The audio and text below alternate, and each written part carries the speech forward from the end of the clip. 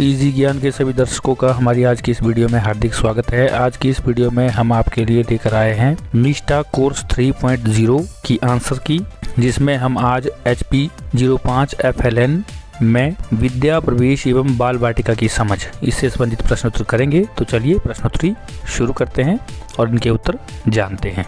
हमारा पहला प्रश्न है, गतिविधियों, वर्कशीट एवं चित्रों के संदर्भ में शिक्षकों को किस तरह की स्वतंत्रता दी जानी चाहिए? तो इसका सही उत्तर होगा उसे संशोधित करने एवं प्रासंगिक बनाने के संदर्भ में। दूसरा प्रश्न है, विद्या प्रवेश एवं बाल वाटिका में किस प्रकार की खेल या शिक्षण सामग्री का सुझाव दिया गया है? तो इसका सही उत्तर होगा देश में निर्मित स्थानीय कम लागत की अथवा शून्य लागत की सामग्री। अगला प्रश्न है हमारा, राष्ट्रीय शिक्षा नीति 2020 में प्री स्कूल स्तर 3 के लिए उपयोग की गई पारिभाषिक शब्दावली क्या है? तो इसका उत्तर होगा बाल वाटिका। अगला प्रश्न है हमारे पास, राष्ट्रीय शिक्षा नीति 2020 में स्कूली शिक्षा के किस स्तर पर बच्चों के बीच शिक्षण के न्यूनतम स्तर का उल्लेख है? तो इसका सही उत्तर होगा प्री स्कूल और प्राथमिक स्कूल के स्तर पर। अगला प्रश्न है हमारा, राष्ट्रीय शिक्षा नीति 2020 इस बात का समर्थन करती है कि बच्चों की शिक्षा जारी रहनी चाहिए। तो इसका सही उत्तर होगा पूर्व प्राथमिक स्तर से लेकर प्रारंभिक प्राथमिक कक्षाओं तक। अगला प्रश्न है हमारा, बच्चों के विकास का मूल्यांकन करने एवं उसका रिकॉर्ड रखने के लिए मूल्यांकन संबंधी कार्य योजना के कितने सत्रों के बारे में सुझाया गया है?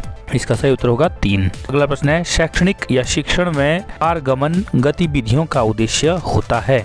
इसका सही उत्तर होगा बच्चों को एक गतिविधि से दूसरी गतिविधि तक जाने में सहायता करना। अगला प्रश्न है, बच्चों को निर्देश किस भाषा में दिए जाने चाहिए? तो इसका सही उत्तर होगा मातृभाषा अथवा ज्यादातर बच्चे जिस भाषा विशेष से परिचित हो। अगला प्रश्न है, विद्या प्रवेश एवं बाल वाटिका कार्यक्रम के अंतर्गत गतिविधियों तथा वर्कशीट अथवा सीखने सिखाने से जुड़े अनुभवों का विकास किया जाना चाहिए। इसका सही उत्तर होगा तीनों विकासात्मक लक्ष्यों के इर्द गिर्द। अगला प्रश्न है, विद्या प्रवेश एवं बाल वाटिका कार्यक्रम केंद्रित है?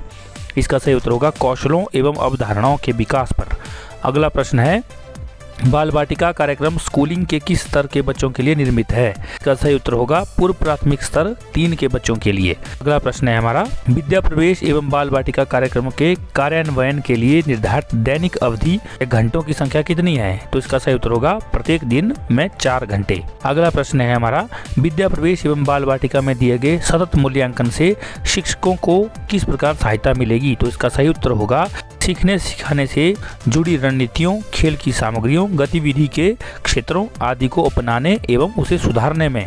अगला प्रश्न है हमारा, विद्या प्रवेश एवं बाल वाटिका में मूल्यांकन की किस प्रक्रिया के बारे में बताया गया है? इसका सही उत्तर होगा नियमित, निरंतर, सतत एवं बहुआयामी। अगला प्रश्न है हमारा, मानव जीवन के किस चरण में मस्तिष्क का विकास तीव्रता से होता है? तो इसका सही उत्तर होगा प्रारंभिक बाल्यावस्था, अर्ली चाइल्डहुड। अगला प्रश्न है हमारा, DIY से क्या तात्पर्य है? इसका अर्थ है स्वयं करें, डू इट योरसेल्फ।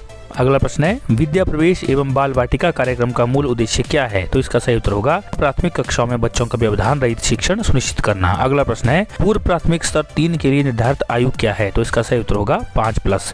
राष्ट्रीय शिक्षा नीति 2020 के अनुसार शिक्षण के न्यून स्तर से उत्पन्न संकट किन 2 पहलुओं को रेखांकित करता है? तो इसका सही उत्तर होगा बुनियादी साक्षरता और संख्या ज्ञान।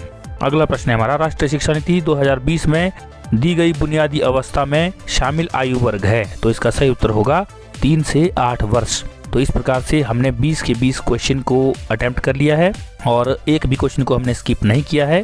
अब हम इसे सबमिट करते हैं और देखते हैं हमारे कितने उत्तर ठीक होते हैं। तो अभी हम सबमिट कर रहे हैं, तो आप देख पा रहे होंगे कि हमारा स्कोर 20/20 रहा है। तो इसी प्रकार आप भी अपना स्कोर कर सकते हैं। तो इसी के साथ वीडियो में बने रहने के लिए आप सबका हार्दिक धन्यवाद। मिलते हैं इसी प्रकार की किसी दूसरी वीडियो में, तब तक के लिए नमस्कार। आपका दिन शुभ हो, मंगल हो।